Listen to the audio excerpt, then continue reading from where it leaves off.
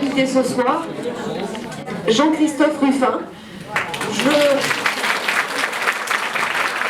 Il nous fait l'immense honneur et l'amitié de revenir nous voir parce qu'il est venu au club il y a à peu près 10 ans, hein, c'est ce que nous disions tout à l'heure.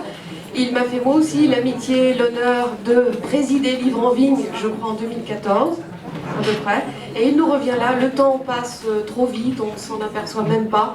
Mais l'important est qu'il nous revienne avec un très très beau roman et qu'il puisse vous le présenter ce soir, ça c'est vraiment une chance. Alors d'abord c'est un formidable roman d'aventure qui met en place une équipe qui depuis la France propose ses services à une très grande figure d'une immense société technologique, vous connaissez les GAFAM. Et Jean-Christophe Ruffin nous propose, à travers un de ses personnages, de nous expliquer ce qu'est un coup d'État clé en main pour servir les intérêts de ces grandes entreprises mondiales richissimes. Le livre parle d'un coup d'État dans un petit État du monde, le sultanat de Brunei. Bon.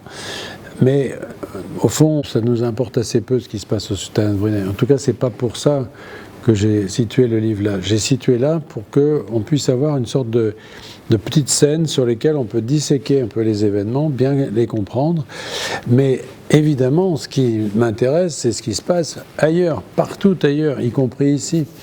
Et en fait, les processus que je mets en scène sur ce petit territoire-là, ce sont les mêmes qu'on retrouve à l'œuvre, aussi bien quand la Russie essaie de déstabiliser les élections américaines, que quand des députés européens se font acheter pour modifier leur opinion sur l'Ukraine. C'est ça, en fait, qui est en jeu. Simplement, parler de ça de façon mondiale, c'est difficile de situer un roman là-dedans.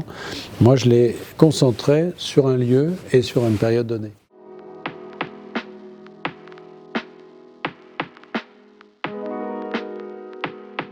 Une des premières scènes du livre, c'est la rencontre de deux anciens copains de classe, finalement, qui se sont connus en Californie à l'époque de leur enfance. L'un était passionné d'histoire, ils voulaient changer le monde tous les deux, comme les ados veulent changer le monde, mais les moyens n'étaient pas les mêmes. Il y en avait un qui s'intéressait à l'histoire, à la politique, à la guerre, aux armées, etc.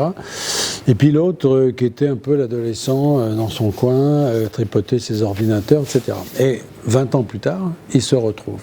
Alors celui qui s'intéressait à l'histoire, il a un petit peu raté sa vie, là il sort de prison, il a eu des tas de déboires, et celui qui voulait juste bricoler ses ordinateurs, c'est devenu un des hommes les plus puissants du monde. Alors ils se rencontrent, et c'est là que démarre l'intrigue en fait. Les grands patrons du numérique n'ont rien à voir avec Henry Ford, Rockefeller ou autres, qui avaient bâti leur fortune dans l'économie réelle, c'est-à-dire pas à pas, étape par étape.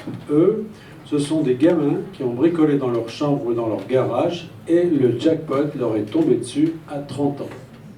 Il y a chez eux une sorte de schizophrénie, si vous voulez, entre ce qu'ils sont capables de faire, donc ce qu'ils maîtrisent, c'est-à-dire le secteur, les nouvelles technologies, et puis de l'autre côté, une absence de culture totale sur l'histoire, sur la géographie, la littérature, tout ça, ils ne connaissent rien, et donc pour eux, tout est possible, puisqu'ils en ont les moyens.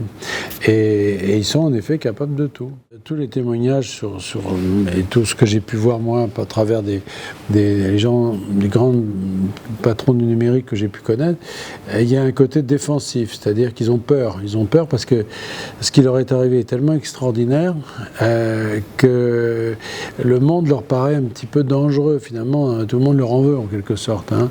Et donc voilà, ils ne sont pas cruels, ils sont juste un peu apeurés.